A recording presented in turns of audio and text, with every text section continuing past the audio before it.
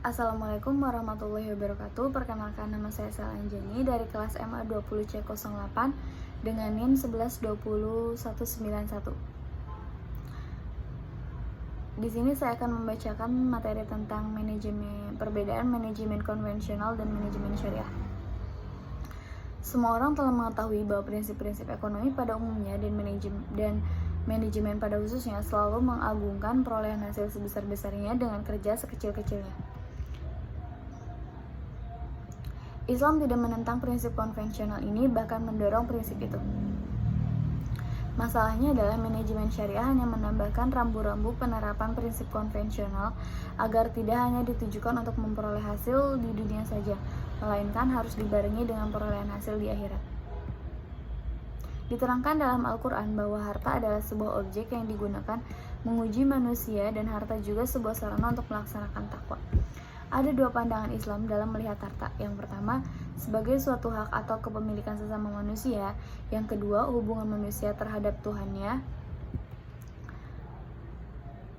Semua yang dilakukan dalam manajemen syariah yang dititik beratkan pada bidang ekonomi tidak akan lepas dari kehati-hatian dalam menyikapi harta. Maka penerapan manajemen syariah secara utuh tidak akan membuat orang saling menindas dalam menjalankan roda perekonomian. Bahkan semua orang akan merasa diuntungkan karenanya. Salah satu faktor jatuhnya perekonomian di Indonesia adalah dibangun oleh mereka yang kurang mempertimbangkan akhlak berekonomi.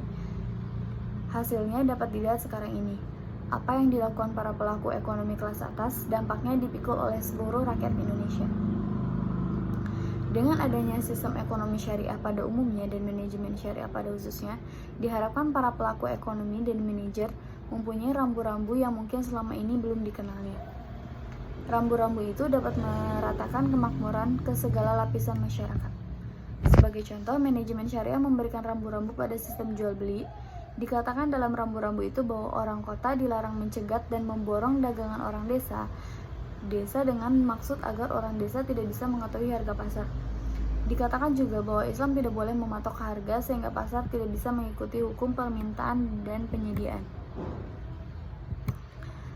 Manajemen zaman Rasulullah SAW. Ketika perkembangan Islam mulai nampak dan Islam didakwahkan secara terang-terangan dengan persuasif, Rasulullah SAW mulai mengutus para sahabat untuk dijadikan sebagai duta guna mendakwahkan agama dan memungut zakat masyarakat Arab pada waktu itu. Rasulullah juga selektif dalam memilih pegawainya, yaitu mereka yang agamanya kuat, solih, dan merupakan pionir dalam masuk agama Islam. Dan bahkan juga Rasulullah sering minta pendapat sahabat tentang track record kepribadian calon pegawainya. Rasulullah SAW juga memiliki majelis syuro, semacam think tank atau staf ahli yang dimulai setelah berdirinya negara kota Madinah. Majelis syuro difungsikan oleh Rasulullah sebagai tempat berdiskusi dan bermusyawarah untuk membicarakan masalah-masalah yang dihadapi yang berkenaan masalah keagamaan, pemerintahan, kemasyarakatan, dan hubungan dengan bangsa atau negara lain. Manajemen zaman Khulafaur al-Rasyidin atau Abu Bakar. Pada zaman pemerintahan Abu Bakar, aktivitas manajemen yang dilakukannya antara lain menata wilayah kekuasaan Islam dibagi menjadi beberapa provinsi.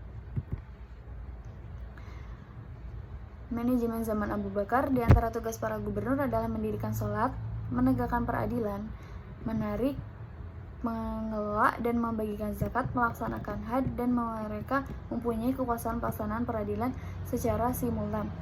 Pada zaman Khalifah Abu Bakar ini sudah pula ada pengawasan terhadap kinerja karyawan.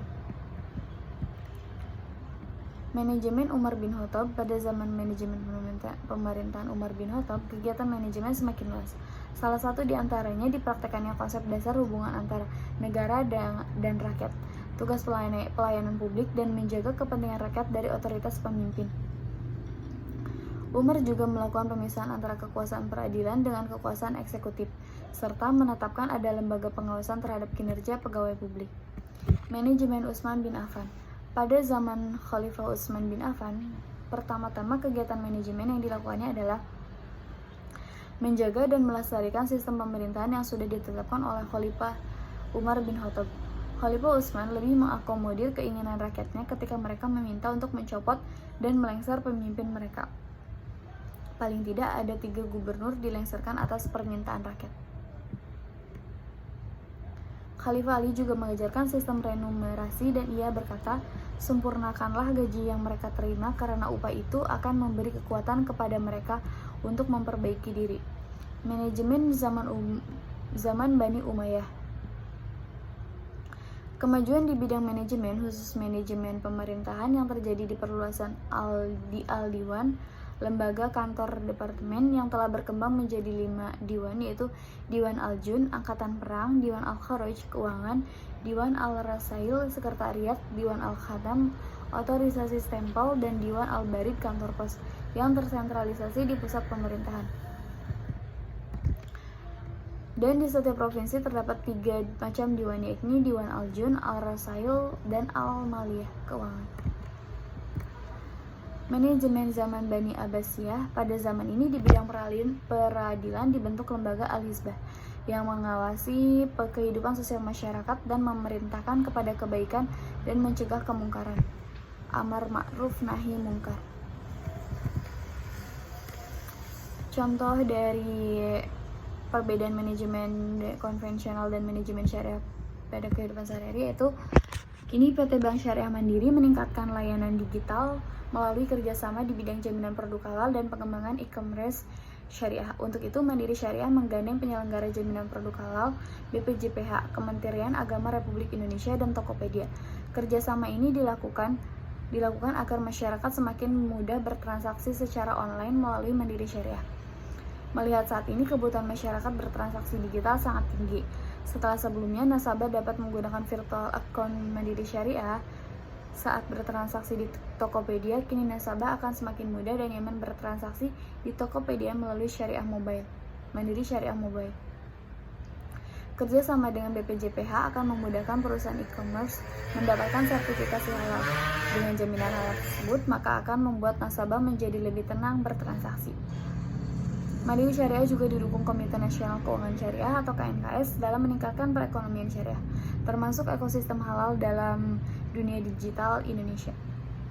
Sekian presentasi dari saya, kurang lebihnya mohon maaf. Wassalamualaikum warahmatullahi wabarakatuh.